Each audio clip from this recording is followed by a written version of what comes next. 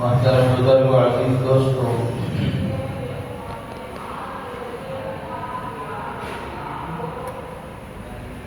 ذی الحجہ کا مہینہ آنے والا ہے اور ذی القعدہ کا مہینہ چل رہا ہے ختم ہونے کو۔ یہ جو مہینے چل رہے ہیں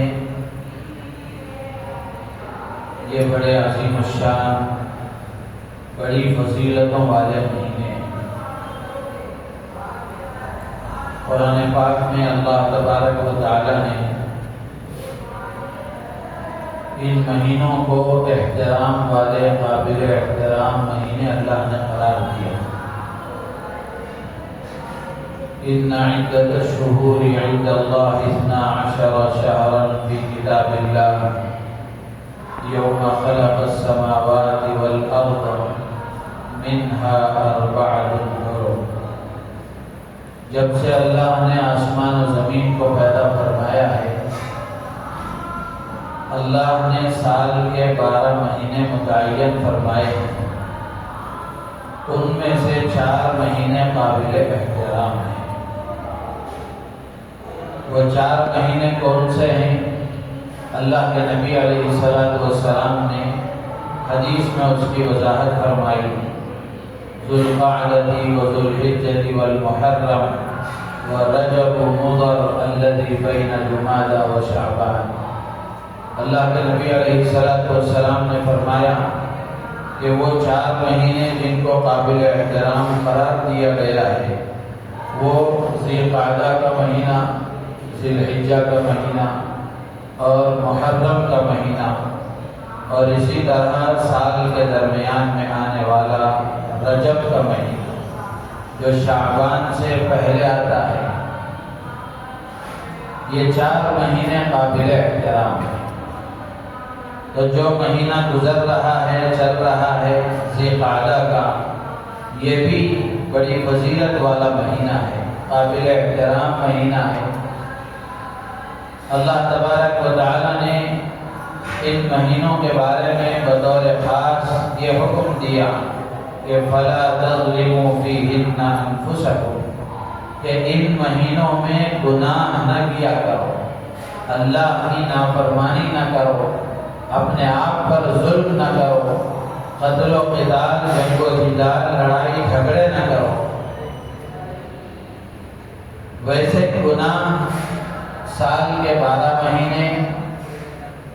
ہر لمحہ اللہ کو ناراض کرنے والی چیز ہے، لیکن بطور خاص اللہ تعالیٰ نے ان 4 مہینوں کے بارے میں فرمایا کہ ان 4 مہینوں میں خاص طور پر گناہ نہ کرو۔ حضرات مفسرین نے لکھا ہے کہ اگر کوئی آدمی ان 4 مہینوں میں اپنے آپ کو گناہوں سے بچا لیتا ہے، اپنے آپ کو نیک اعمال کا پابند بنا لیتا ہے،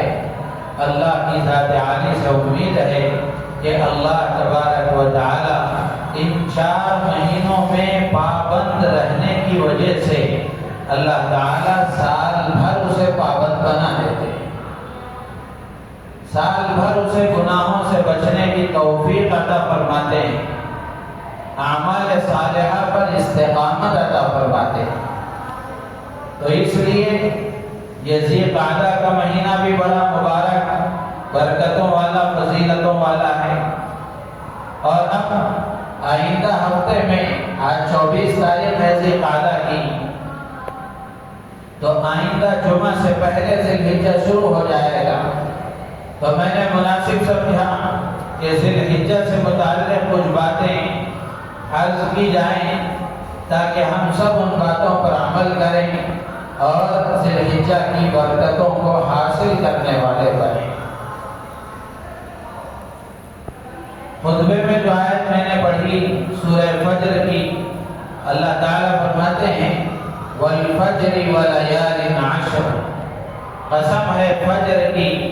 اور قسم ہے 10 راتوں کی۔ یہاں فجر سے کون سی فجر مراد ہے؟ حضرات مفسرین نے لکھا ہے کہ حضرت علی رضی اللہ اللہ تعالیٰ عنہ،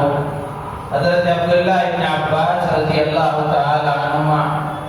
اور کچھ حضرات صحابہ اور مفسرین کا خیال یہ ہے کہ یہاں فجر سے مراد روزانہ طلوع ہونے والی صبح صادق مراد ہے۔ روزانہ کی فجر، روزانہ کی صبح صادق مراد ہے، اس لیے کہ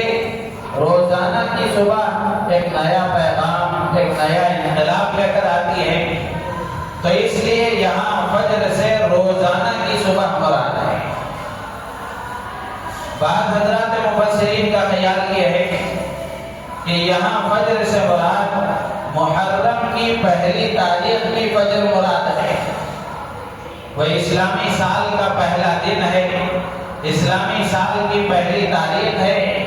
اسلامی سال کے مہینوں میں پہلا مہینہ محرم، اس کی پہلی تاریخ کی صبح مراد ہے۔ اور بعض حضرات مفسرین کا کہنا یہ ہے کہ یہاں فجر سے مراد ذی الحجہ کی 10ویں تاریخ کی فجر مراد ہے، یعنی عید الاضحیٰ کے دن کی فجر مراد ہے۔ اور اسلامی کیلنڈر کا ایک اصول ہم اپنے ذہن میں رکھیں کہ گزشتہ کی جو رات ہے، اللہ تبارک و تعالی نے گزشتہ کی رات کو آنے والے دن کے تابع بنایا ہے، یعنی اسلامی تاریخ کے اعتبار سے، اسلامی کیلنڈر کے اعتبار سے رات پہلے آتی ہے، دن بعد میں آتا ہے، اور عیسوی کیلنڈر کے اعتبار سے دن پہلے آتا ہے، رات بعد میں آتی ہے۔ مثال کے طور پر آج ذی القعدہ کی 24ویں تاریخ ہے، 24واں دن ہے، تو آج کے دن کی رات گزشتہ جو گزر گئی وہ رات 24ویں رات تھی۔ تو اس طرح اللہ تبارک و تعالیٰ نے گزشتہ رات کو آنے والے دن کے تابع قرار دیا، لیکن ذی الحجہ کی جو 10ویں تاریخ ہے، ذی الحجہ کی 10ویں تاریخ کی رات کو اللہ تبارک و تعالیٰ نے اس سے پہلے والے دن کے ہی تابع قرار دیا ہے۔ ذی الحجہ کی 10ویں تاریخ سے پہلے نبی ذی الحجہ کی 9 تاریخ جس کو یوم عرفہ کہتے ہیں، تو ذی الحجہ کی 10ویں تاریخ کی رات کو اللہ تبارک و تعالیٰ نے ذی الحجہ کے 10ویں دن کے تابع نہیں کیا، بلکہ اس سے پہلے والی رات کے ہی تابع کیا ہے۔ تو اس کا مطلب یہ ہوا کہ 9 ذی الحجہ کی دن کی 2 راتیں اللہ تعالیٰ نے رکھی، اور ذی الحجہ کا دن تنہا رات کے بغیر رہا۔ اسی لیے کتابوں میں لکھا ہے کہ 9 ذی الحجہ کو حاجی زوال کے بعد سے عرفات کے میدان میں وقوف کرتے ہیں، اور حج کا جو رکن اعظم اور حج کا جو بڑا فریضہ ہے عرفات کے میدان کا قیام اور وقوف، اس کو ادا کرتے ہیں۔ اور پھر مسئلہ یہ ہے کہ جیسے ہی غروب آفتاب ہوتا ہے، سورج ڈوب جاتا ہے، تو علماء نے لکھا ہے کہ حاجی وہاں مغرب کی نماز ادا کیے بغیر عرفات کے میدان سے نکل کر مزدلفہ پہنچیں گے، اور پھر مزدلفہ میں مغرب اور عشاء کی نماز عشاء کے وقت میں ادا کریں گے۔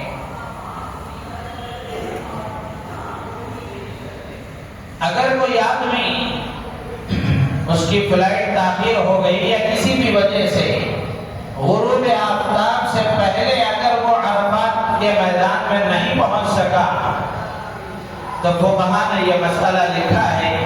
کہ اگر آدمی صبح صادق سے پہلے غروب آفتاب کے بعد بھی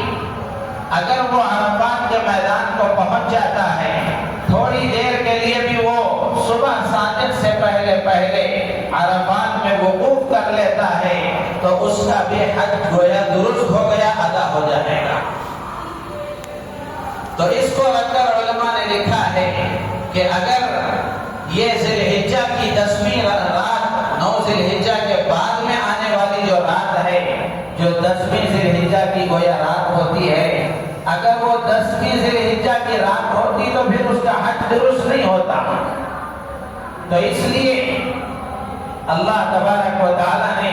گویا 10ویں ذی الحجہ کو، 10ویں ذی الحجہ کے دن کو اللہ تبارک و تعالیٰ نے یہ امتیاز عطا فرمایا ہے، یہ خصوصیت عطا فرمائی ہے، اس لیے اللہ تبارک و تعالیٰ نے یہاں اس کی قسم کھائی ہے۔ تو گویا فجر سے 3 فجر مراد ہے، ایک تو روزانہ طلوع ہونے والی فجر ہے، اور دوسرا محرم کی پہلی تاریخ کی فجر ہے، اور تیسرا 10ویں ذی الحجہ کی فجر مراد ہے۔ اور پھر اللہ تبارک و تعالیٰ نے 10 راتوں کی قسم کھائی ہے، وَلَيَالٍ عَشْرٍ، 10 راتوں کی قسم۔ یہاں تمام مفسرین کا اتفاق ہے کہ یہ 10 راتوں سے مراد ذی الحجہ کے پہلے 10 دن مراد ہے، ذی الحجہ کا پہلا عشرہ مراد ہے۔ بارہا میں نے یہ بات عرض کی ہے کہ اللہ تبارک و تعالیٰ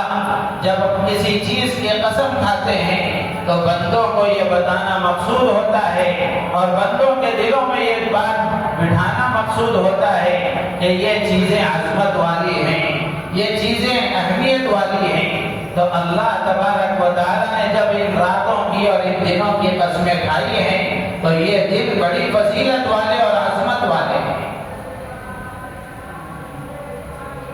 عربوں کے یہاں دن کے لیے بھی لیل کا لفظ استعمال ہوتا ہے، جیسے ہم اپنے معاشرے میں بول چال میں کہتے ہیں کہ میں نے فلاں جگہ 3 دن یا 4 دن قیام کیا، تو عرب حضرات اس کے کہنے کے لیے لیل کا لفظ استعمال کیا کرتے تھے۔ تو اللہ تبارک و تعالیٰ نے اسی کی رعایت کرتے ہوئے یہاں فرمایا وَلَيَالٍ عَشْرٍ، گویا یہاں 10 راتیں نہیں بلکہ 10 دن مراد ہے۔ تو یہ ذی الحجہ کے ابتدائی 10 دنوں کی اللہ تبارک و تعالیٰ نے قسم کھائی ہے۔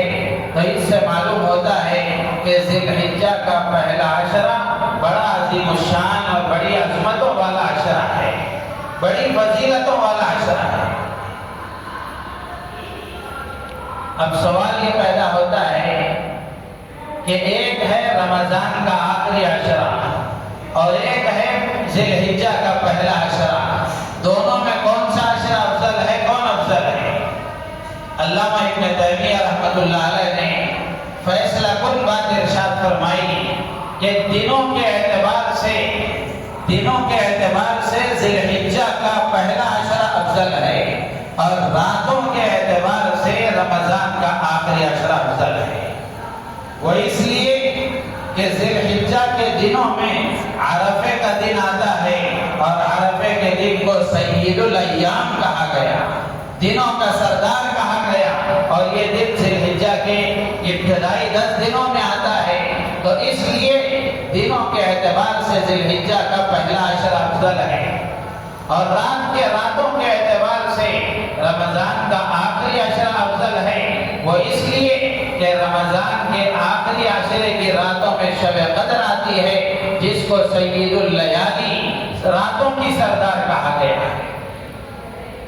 تو میرے عزیز و دوست بزرگوں، رمضان کے آخری عشرے میں تو مسلمان اہتمام کرتے ہیں،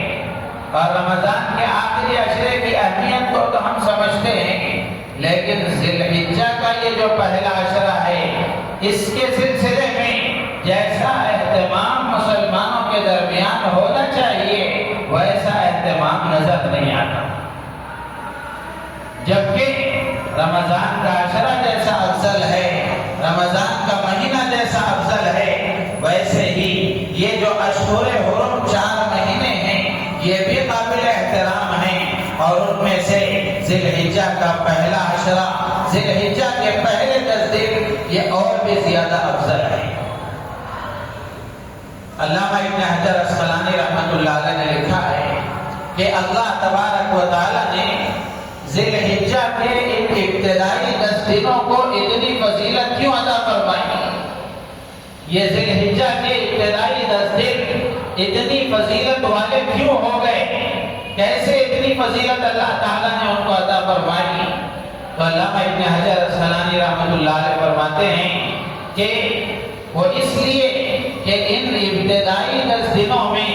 اسلام کی جو اہم عبادتیں ہیں وہ ساری عبادتیں ان 10 دنوں میں جمع ہو جاتی ہیں۔ اسلام کی جو امہات عبادتوں میں جو بڑی بڑی بنیادی عبادتیں ہیں وہ عبادتیں ان 10 دنوں میں جمع ہو جاتی ہیں۔ اس لیے اللہ تبارک و تعالیٰ نے ان 10 دنوں کا مقام بلند فرما دیا۔ رمضان کے دنوں میں، رمضان کا مہینہ ہے، آدمی اس میں نماز پڑھ سکتا ہے، روزہ رکھتا ہے۔ روزہ رمضان کے خاص ہے، رمضان کے ساتھ خاص ہے۔ رمضان کا جو فرض روزہ ہے وہ رمضان میں ادا ہی ہو سکتا ہے۔ اسی طرح آدمی عمرہ کر سکتا ہے اور بھی دوسرے اعمال کر سکتا ہے، لیکن رمضان میں اگر کوئی حج کرنا چاہے حج نہیں کر سکتا، قربانی کرنا چاہے قربانی نہیں کر سکتا۔ باوجود یہ کہ رمضان کے اپنے فضائل اپنی جگہ ہیں، لیکن ساری عبادتیں اس میں جمع نہیں ہو سکتی۔ اس کے مقابلے میں ذی الحجہ کا یہ جو پہلا عشرہ ہے، یہ پہلے عشرے میں یہ ساری عبادتیں جمع ہو سکتی ہیں۔ نمازوں کا بھی اہتمام ہو سکتا ہے، آدمی نفلی روزے بھی رکھ سکتا ہے، صدقہ بھی دے سکتا ہے، اور یہ حج کے ایام ہیں تو اس میں حج بھی ادا ہوتا ہے، اور یہ قربانی کے ایام ہیں، قربانی بھی اس میں ادا ہوتی ہے۔ تو اسلام کی جو بنیادی اور بڑی بڑی عبادتیں ہیں وہ عبادتیں ان 10 دنوں میں ادا کی جاتی ہیں اور ادا ہو سکتی ہیں۔ اس لیے اللہ تبارک و تعالیٰ نے ان 10 دنوں کو اونچا مقام عطا فرمایا ہے اور ان کے بڑے بڑے فضائل بیان فرمائے ہیں۔ تو اس لیے میرے عزیز و دوست بزرگوں، ان 10 دنوں میں بھی ہمیں عبادتوں کا اہتمام کرنا چاہیے۔ جیسے رمضان میں ہم اہتمام کرتے ہیں، ویسے ہی ذی القعدہ کا مہینہ، ذی الحجہ کا مہینہ، محرم کا مہینہ، رجب کا مہینہ، یہ چاروں مہینے قابل احترام ہیں۔ ان میں بھی عبادت کا خصوصی اہتمام ہونا چاہیے۔ بالخصوص ذی الحجہ کے پہلے 10 دن، اس میں خصوصی طور پر عبادتوں کا اہتمام ہونا چاہیے۔ لیکن مصیبت یہ ہے کہ ہم مسلمان عبادتوں کے معاملے میں رسم و رواج کے پابند ہو گئے ہیں۔ عبادتوں کے معاملے میں رسم و رواج کے پابند ہو گئے ہیں۔ جیسے مثال کے طور پر شب برات کا اہتمام ہوتا ہے، حدیثوں میں اس کا تذکرہ ہے، لیکن جتنا اہتمام شب برات کا ہوتا ہے، اگر دیکھا جائے کہ مرد حضرات بھی جاگتے ہیں، عورتیں بھی جاگتی ہیں، حتیٰ کہ مردوں کو بھی جگایا جاتا ہے، قبرستان بھی آباد رہتے ہیں، اور چوراہے ہوٹلیں بھی آباد رہتی ہیں، جبکہ شب برات کے سلسلے میں جو احادیث آئی ہیں وہ احادیث ضعیف درجے کی ہیں۔ ذکر تو ہے، فضیلتیں تو ہیں، لیکن جیسا اہتمام مسلمان اس کا کرتے ہیں۔ اور اسی طریقے سے شب معراج ہے، شب معراج کے سلسلے میں تو سیرت کی کتابیں آپ پڑھیں گے تو پتہ چلے گا کہ یہ شب معراج کا نہ مہینہ طے ہے، نہ تاریخ متعین طور پر طے ہے۔ سیرت نگاروں کے درمیان میں شدید اختلاف ہے، کوئی ایک مہینہ بتاتے ہیں، کوئی اور ایک مہینے کا ذکر کرتے ہیں، اور تاریخ کے سلسلے میں بھی شدید اختلاف ہے۔ لیکن مسلمانوں نے 27 کو طے کر لیا، اور اس دن بہت سارے مسلمان ایسے بھی ہیں جو روزہ رکھتے ہیں، جس کو ہزاری روزہ کہا جاتا ہے، کہ اس دن کے ایک روزہ رکھنے پر اللہ 1000 روزوں کا ثواب عطا فرمائیں گے، جبکہ ان چیزوں کا شریعت سے، احادیث سے کوئی تعلق نہیں، لیکن اس کا اہتمام ہوتا ہے۔ جبکہ حدیثوں میں شب معراج کے سلسلے میں کوئی اہتمام کی اللہ کے نبی علیہ السلام نے ترغیب نہیں کی ہے۔ اس کے مقابلے میں اگر ذی الحجہ کے جو ابتدائی 10 دن ہیں ان کو دیکھا جائے تو ان کے بارے میں صحیح حدیث موجود ہیں۔ اللہ کے نبی علیہ کرتے تھے، صحابہ بھی عبادتوں کا اہتمام کرتے تھے، تابعین و تبع تابعین سلف صالحین بھی اہتمام کرتے تھے، لیکن مسلمانوں کے درمیان میں اس کا کوئی اہتمام نہیں،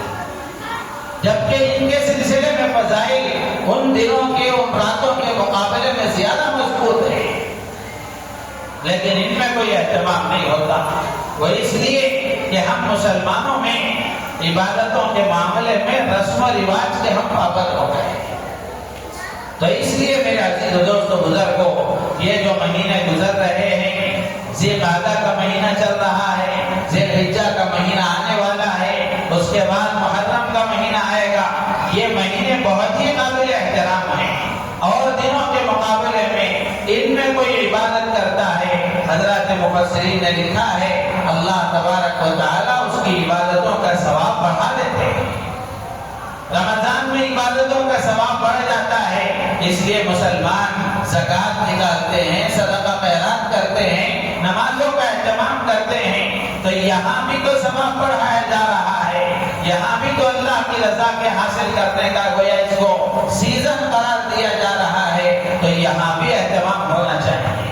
اسی لیے علماء نے لکھا ہے کہ آدمی کی نیکیوں کے لیے دو سیزن ہیں، ایک رمضان کا مہینہ ہے اور دوسرا ذی الحجہ کے ابتدائی 10 دن ہیں۔ تو اس لیے میرے عزیز و دوستو بزرگوں، میں نے مناسب سمجھا کہ اگلی جمعہ کے آنے سے پہلے چونکہ ذی الحجہ کا مہینہ شروع ہو جائے گا، تو ذی الحجہ سے متعلق کچھ باتیں عرض کی جائیں اور اس کی اہمیت ہمارے دلوں میں بیٹھے، ہم عبادتوں کا اہتمام کرنے والے بنے۔ اللہ کے نبی علیہ السلام اہتمام فرمایا کرتے تھے، صحابہ اہتمام کرتے تھے، تابعین و تبع تابعین میں اس کا اہتمام تھا۔ حضرت سعید بن جبیر رحمۃ اللہ علیہ کے بارے میں آتا ہے کہ جب ذی الحجہ کا پہلا عشرہ شروع ہوتا تو اتنا عبادتوں میں مشقت برداشت کرتے تھے اور اتنا زیادہ عبادت کرتے تھے کہ دوسرے دنوں میں ویسی عبادت کرنا مشکل ہوتا تھا،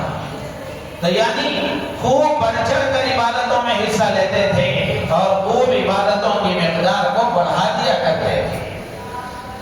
تو ہم اپنے سلسلے میں دیکھیں کہ ہم اپنے اعتبار سے کیا کر سکتے ہیں، ہماری اپنی استعداد کے اعتبار سے، ہماری اپنی صلاحیت کے اعتبار سے ہم میں سے ہر ایک کو چاہیے کہ ہم بھی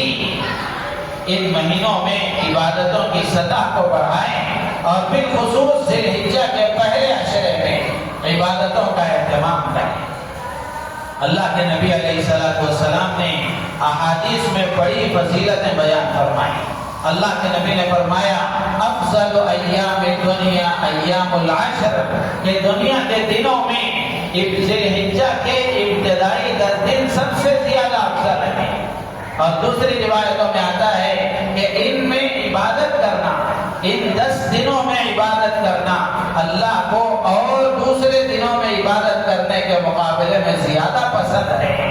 زیادہ اللہ تعالیٰ سے محبت رکھتے ہیں، اللہ تعالیٰ کو ان دنوں میں عبادت زیادہ پسند ہے۔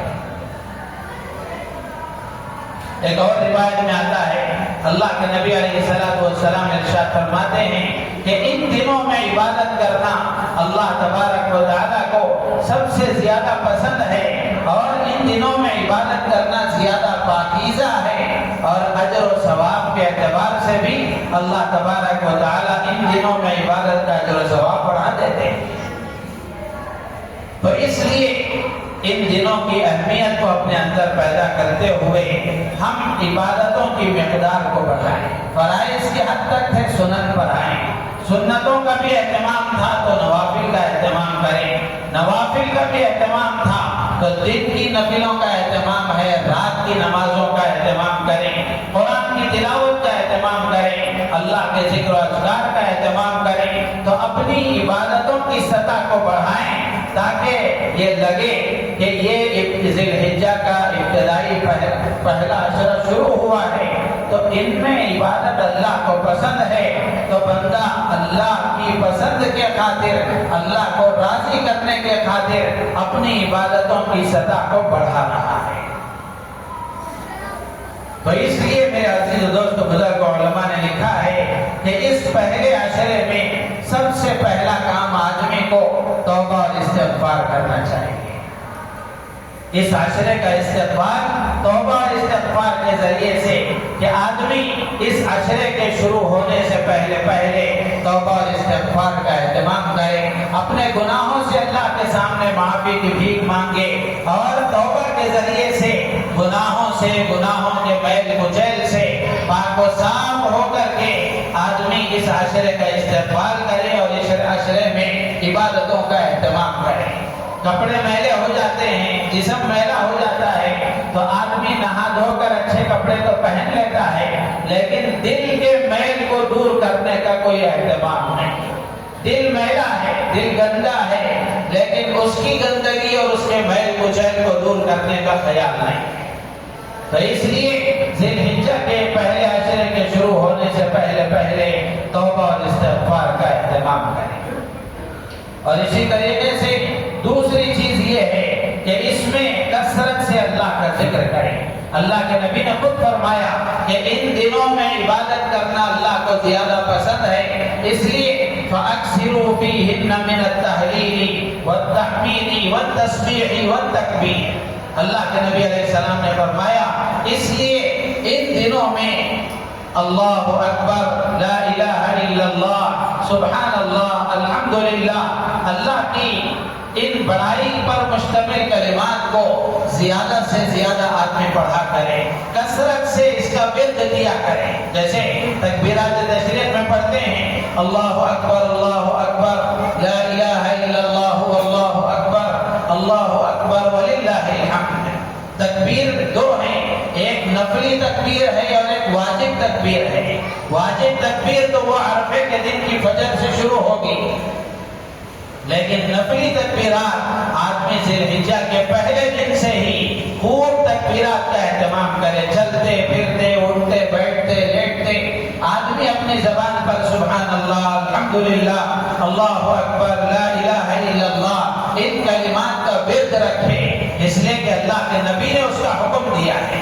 کہ ذی الحجہ کے ابتدائی 10 دنوں میں خاص طور سے ان کلمات کا ورد رکھا جائے۔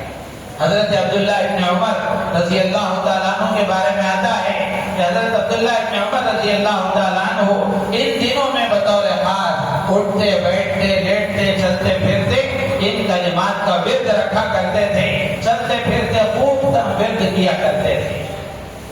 اور اسی طرح امام بخاری نے نقل کیا ہے کہ حضرت عبداللہ ابن عمر رضی اللہ تعالیٰ عنہ، حضرت ابو ہریرہ رضی اللہ تعالیٰ عنہ ذی الحجہ کے ابتدائی 10 دنوں میں بازار میں جاتے تھے اور بازار میں جا کر زور زور سے تکبیر پڑھتے تھے، زور زور سے اللہ کی بڑائی کو بیان کرتے تھے۔ لوگ ان کی تکبیر کو سن کر وہ بھی تکبیر پڑھنے لگتے تھے۔ تو اس لیے یہ دوسرا کام ہے کہ اللہ کی بڑائی پر مشتمل یہ کلمات اور سبحان اللہ، الحمدللہ، لا الہ الا اللہ، اللہ اکبر ان کلمات کا کثرت سے اہتمام کیا جائے، اس کا ورد رکھا جائے۔ خود بھی پڑھیں، اپنے گھر کی عورتوں کو بھی اس کی ترغیب دیں، بچوں کو بھی اس کا شوق بتائیں، ان کے اندر شوق پیدا کریں کہ وہ بھی ان کلمات کا اہتمام کریں۔ اور اسی کے ساتھ ساتھ ذی الحجہ کے ابتدائی 10 دنوں میں 10ویں دن تو یہ عمل نہیں ہو سکتا، 9 دن تک البتہ روزوں کا اہتمام کریں۔ اللہ کے نبی نے فرمایا کہ اگر کوئی آدمی ذی الحجہ کے ابتدائی 10 دنوں میں ایک روزہ رکھتا ہے، اللہ تعالیٰ اسے 1000 روزوں کا ثواب عطا فرماتے ہیں۔ تو اس لیے عبادتوں کا ثواب اس میں چونکہ بڑھ جاتا ہے، تو اس لیے یہ تیسرا کام ہے کہ ہم روزوں کا اہتمام کریں۔ اور اسی کے ساتھ ساتھ چوتھی چیز یہ ہے کہ راتوں میں بھی عبادت کا اہتمام کریں، اس لیے کہ حدیث میں اللہ کے نبی نے فرمایا کہ اگر کوئی آدمی ذی الحجہ کے 10 دنوں میں رات میں اگر عبادت کرتا ہے، اللہ تعالیٰ اس کے رات کی عبادت پر اسے شب قدر کا ثواب عطا فرماتے ہیں۔ رمضان کے آخری عشرے میں شب قدر کو تلاش کرتے ہوئے شب قدر کو پانے کے لیے آدمی عبادت کرتا ہے۔ یہاں سے الحجہ کے ابتدائی عشرے کی راتوں میں اگر آدمی عبادت کرتا ہے تو یقینی طور پر اللہ تبارک و تعالیٰ اسے شب قدر کا ثواب عطا فرماتے ہیں۔ تو اس لیے خاص طور سے اس کا اہتمام کریں، اور ان سب سے زیادہ اپنے آپ کو گناہوں سے بچانے کی کوشش کریں،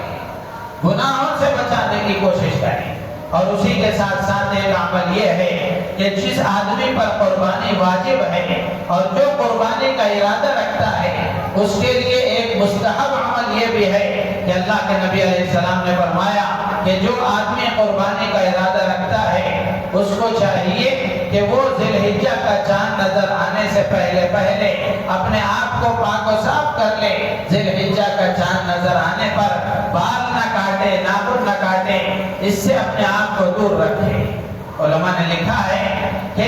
یہ جو حکم دیا گیا وہ یہ اس لیے کہ ان دنوں میں مکہ مکرمہ میں، حجاز مقدس میں ایک عمل ہوتا ہے حج کا، اور حاجیوں کے لیے یہ تاکید ہے، ان کے لیے حکم یہ ہے کہ جب وہ احرام کی حالت میں ہوں، اپنے بال نہیں کاٹ سکتے، ناخن نہیں کاٹ سکتے، تو اللہ تبارک و تعالیٰ نے اپنے ان بندوں کو جو حج کے لیے نہیں جا سکے، مکہ مکرمہ نہیں پہنچ سکے، تو حاجیوں پر اللہ کی جو رحمتیں نازل ہوتی ہیں، جو برکتیں اللہ کی طرف سے اترتی ہیں، اگر کوئی دور بیٹھا آدمی اگر اپنے آپ کو حاجی کی مشابہت اختیار کر لیتا ہے اور وہ ذی الحجہ کا چاند نظر آنے کے بعد اپنے بالوں اور اپنے ناخنوں کو نہیں کاٹتا، حاجی کے ساتھ مشابہت اختیار کر لیتا ہے، اللہ تبارک و تعالی ان کی کچھ نہ کچھ رحمتیں برکتیں اس کو بھی عطا فرماتے ہیں۔ تو اس لیے ذی الحجہ کا چاند نظر آنے سے پہلے پاک و صاف ہو جائیں، بالوں کو کاٹ لیں، ناخنوں کو کاٹ لیں۔ اگر قربانی کا ارادہ ہو، یہ فرض بھی نہیں ہے، واجب بھی نہیں ہے، مستحب عمل ہے۔ آدمی اگر اہتمام کرے گا تو رحمتیں برکتیں اس کو ملیں گی، نہیں کرے گا تو اس پر کوئی ملامت نہیں ہے، تو اس لیے یہ مستحب عمل ہے، لیکن اگر اہتمام کریں گے تو انشاءاللہ برکتیں حاصل ہوں گی۔ اللہ تعالیٰ